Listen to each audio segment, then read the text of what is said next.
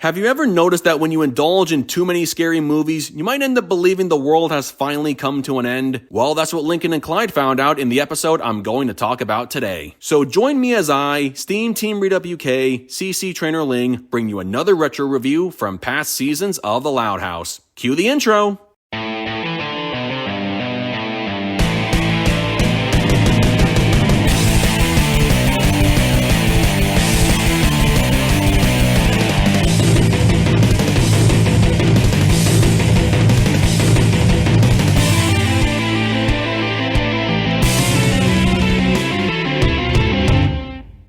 Today's episode is Last Loud on Earth. In this episode, Lincoln and Clyde watch an all-night zombie movie marathon in Lisa's underground bunker and assume they're living in a zombie apocalypse the following morning when they find both the Loud House and their neighborhood completely deserted. The first two things I thought of when watching this were the price of admission and One Flew Over the Loud House, because Last Loud on Earth is basically a combination of those two episodes. Lincoln, and Clyde for that matter, watch a bunch of zombie movies and start to believe whatever happened in those movies is now happening in real life. As a quick side note, I find it weird how they were able to watch something scary and not get frightened like they did in Jeers for Fears, Two Boys and a Baby, and in the future episode, The Boss Maybe. It seemed a little irregular of them to suddenly feel comfortable with scary movies when they've already been shown to act cowardly when watching them, but I guess that's beside the point. Anyway, the atmosphere of this episode is very similar to that of One Flew, where it's basically the cartoon version of what the main characters assume is a zombie movie, and I really like the visuals this episode used.